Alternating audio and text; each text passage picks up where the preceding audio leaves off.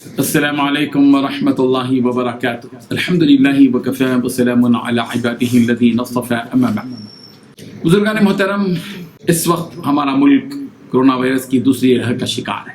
ہر کوئی خوف و دہشت میں مبتلا دکھائی دے رہا ہے۔ کئی ریاستوں میں لاک ڈاؤن کا حکم نافذ ہو چکا ہے۔ چین سے شروع ہونے والی اس وبائی بیماری نے دیکھتے ہی دیکھتے کروڑوں لوگوں کو اپنی لپیٹ میں لے لیا ہے۔ معتبر ذرائع کے مطابق قریب 140 ممالک اس وبا سے متاثر ہوئے اور اکثر نے اس پر قابو پانے کی کامیاب کوشش کی، مگر ہندوستان میں اس وائرس سے متاثر ہونے والوں کی تعداد روز بروز بڑھتی جا رہی ہے، جس کی ظاہری وجہ یہ ہے کہ 1.5 ارب آبادی والے اس ملک میں وسائل کی بہت کمی اور حکمرانوں کی جانب سے حسن تدبیر اور انتظام کا فقدان ہے۔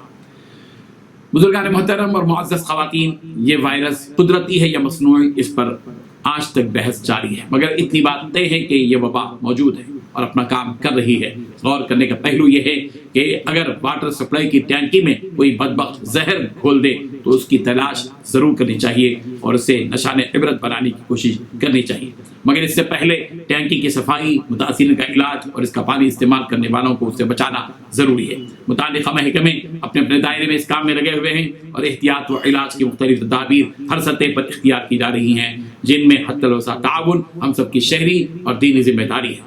موجودہ سنگین حالات میں احتیاط اور علاج کی ہر قابل عمل تدبیر اختیار کرنا ضروری ہے، جس سے ہر طبقے اور شہری کو ہر ممکن تعاون کرنا چاہیے۔ البتہ ایک انتہائی اہم پہلو جو ابھی تک ہماری سنجیدہ توجہ حاصل نہیں کر سکا وہ یہ ہے کہ اس قسم کے معاملات میں ظاہری اسباب و عوامل کے ساتھ ساتھ ان کے باطنی اسباب کی طرف توجہ بھی ضروری ہے، جو کائنات کے غیبی نظام سے تعلق رکھتے ہیں، مگر ظاہری طور پر نظر نہ آنے کی وجہ سے ہماری مطلوبہ توجہ حاصل نہیں کر پاتے۔ کائنات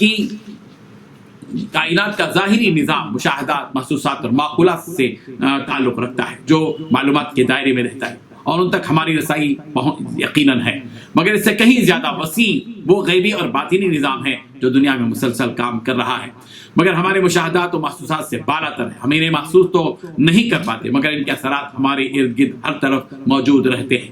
ہم اسے استفادہ بھی کرتے ہیں اور ان کا شکار بھی ہو جاتے ہیں، مگر نگاہوں سے اوجھل ہونے کی وجہ سے ہمارے عقیدے و یقین اور عملی ترجیحات میں صحیح جگہ حاصل نہیں کر پاتے۔ قرآن مجید کے آغاز میں سورۃ البقرہ کی آیات میں ایمان و تقوی والوں کی پہلی صفت اور نشانی یہ بیان کی گئی کہ الذین یؤمنون بالغیب، وہ اس جہاں اور نظام پر بھی یقین رکھتے ہیں جو ان کے دائرے علم و حواس سے بالا تر ہے۔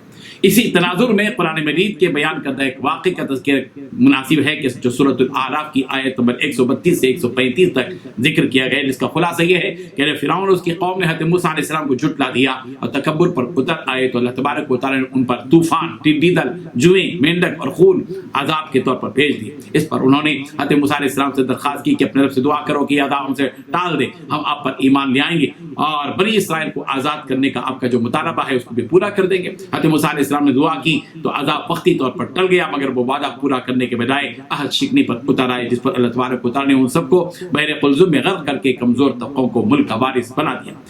اس واقعے کی بہت سی تفصیلات قرآن کریم میں اور دوسری آسمانی کتابوں میں ملاحظہ کی جا سکتی ہیں، اور اس کا واضح مطلب یہ ہے کہ انسانی معاشرے میں اس قسم کی وبائیں عام اسباب سے قطع نظر اللہ تبارک و تعالیٰ کی طرف سے سزا اور تنبیہ کے طور پر بھی آتی ہیں، جو قوموں کو ان کی غلطیوں پر خبردار کرنے اور توبے کا موقع دینے کے لیے ہوتی ہیں، اور اگر قومیں توبہ و استغفار اور اپنی غلطیوں کی تلافی کا راستہ اختیار نہ کریں تو پھر مستقل عذاب آ جایا کرتا ہے۔ اللہ تعالیٰ ہم سب کو اپنی پناہ میں رکھے، آمین۔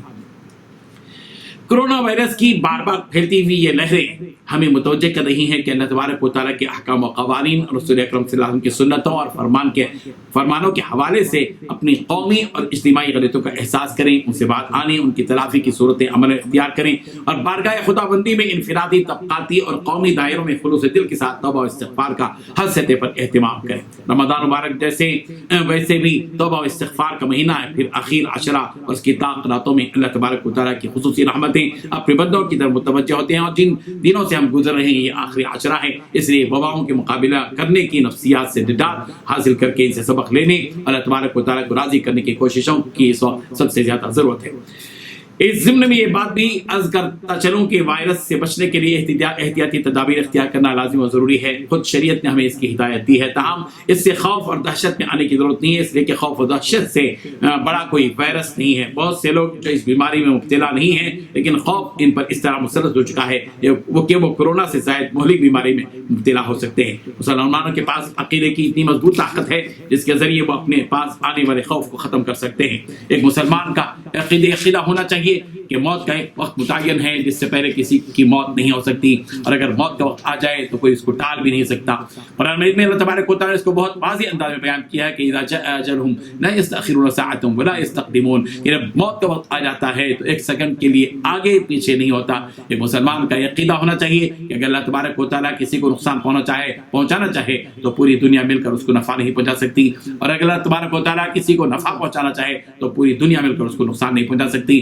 نبی کریم حضرت محمد رسول اللہ صلی اللہ علیہ وسلم نے ہمیں یہ دعا سکھائی، اللہم لا مانع لما اعطیت ولا معطی لما منعت ولا ينفع ذا الجد منك الجد. اے اللہ، جس کو آپ کوئی نعمت دینا چاہیں تو کوئی روک نہیں سکتا، اور جس سے آپ روک دے اس کو کوئی دے نہیں سکتا، اور مال والوں کی اس کی مالداری نفع نہیں پہنچاتی ہے. ایک مسلمان کا عقیدہ یہ ہونا چاہیے کہ بیماری دینے والی ذات اللہ کی ہے اور شفا دینے والی ذات بھی اللہ تبارک و تعالیٰ ہی کی ہے.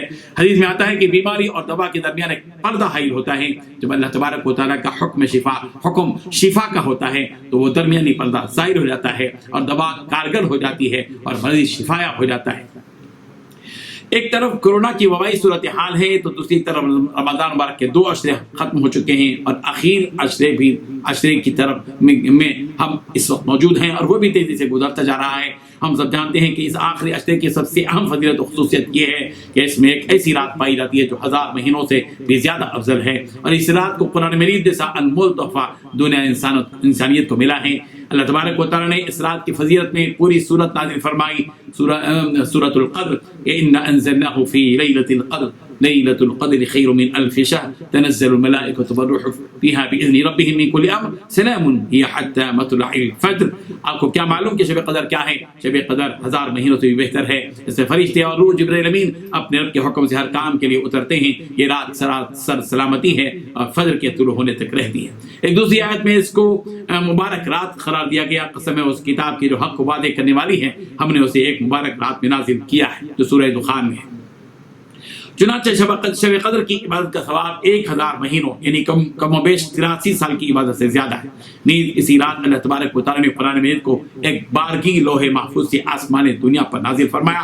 پھر اس کے بعد نبوت کی 23 سالہ مدت میں حسب ضرورت نبی کریم صلی اللہ علیہ وسلم پر قرآن مجید نازل ہوتا رہا. انہی آیت سے یہ بھی معلوم ہوتا ہے کہ اس رات کو فرشتے نازل ہوتے ہیں اور اللہ تبارک و تعالیٰ سال بھر کی تقدیر کے فیصلے فرشتوں کے حوالے فرما دیتے ہیں تاکہ وہ اپنے اپنے وقت پر ان کی تکمیل کرتے رہیں. اس رات میں فرشتوں کا نزول بھی رحمت و برکت کا سبب ہوتا ہے.